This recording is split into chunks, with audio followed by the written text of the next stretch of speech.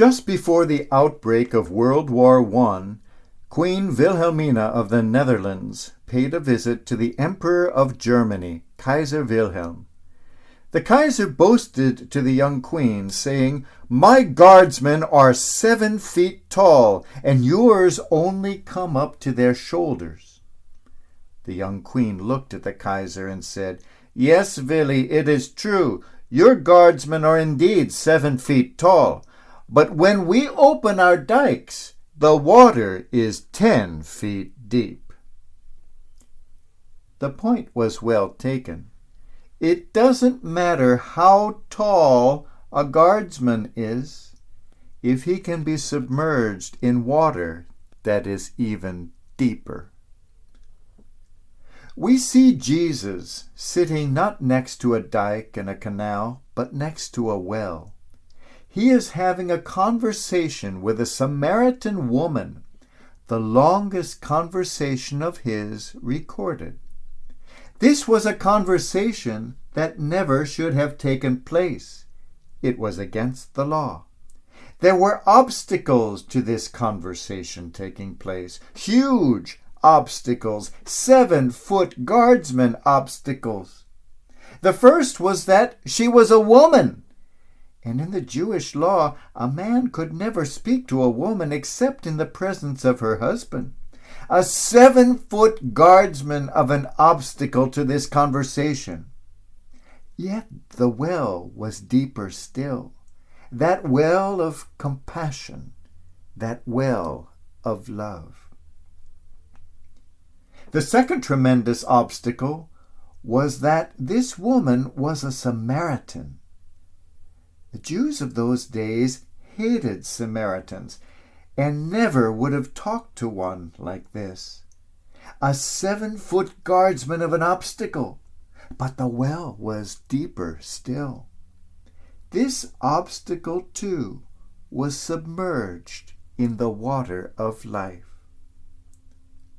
The third great obstacle to this conversation was that a rabbi never would have spoken to a woman of her reputation and history. This conversation should not have taken place. There was a 7-foot guardsman preventing it, but the well was so much deeper and God so much bigger than all of this. So even the obstacle of sinfulness became submerged in the deeper water of God's love. Recently I saw a very intense French film called Of Gods and Men. It tells the well-known story of a group of French Trappist monks living in Algeria at the time of the Civil War of the 1990s, when the terrorists and the corrupt government were fighting with each other.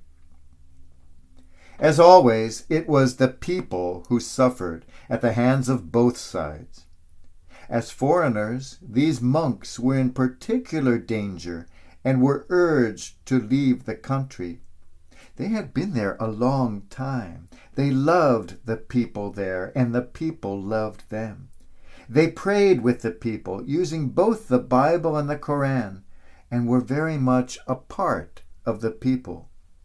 These monks had a tremendous decision to make, whether to leave or whether to stay. They measured the fear in their hearts, and it was great. They measured the well of their love for the people being terrorized, and found that the well was far deeper than the fear. They stayed, and they were put to death. Less dramatically, perhaps, all of us live in constant fear of life's daily terrors. The older you get, the bigger the fears seem to become. Some of these take the form of nightmares, but not all nightmares occur while we are sleeping, and not all of them occur during the night. We all have things we live in fear of. This fear, too, is a 7-foot guardsman. Like the monks, let us measure our fear, and let us measure that well of God's love, and we will find that the well is deeper still. As we go through life, we constantly encounter 7-foot guardsmen, huge obstacles. We encounter great fears. Around every corner are tremendous faults and, yes, sins. Any priest who has ever heard confessions is familiar with a type of scrupulous soul who comes with the idea that my sin is too great, it can never be forgiven, my sin is greater than anybody else's, my sin is greater than God's love. Time after time, the priest has to reassure that, yes, your sin might be great, it might be almost as great as mine, but the well of God's love is always deeper. Cast that sin into the well and forget it. Let it become submerged in the waters of love. Is the sin 7 feet tall? The waters are 10 feet deep. We too are often called upon to forgive. People do things that offend us, perhaps long ago. We are called upon to forgive. Sometimes we judge people around us, or maybe we just don't like them. We are called upon to forgive. We may say, oh no, that fault is too big. I can never forgive that one. Look to the well. Even if that sin is 7 feet tall, the well is 10 feet deep.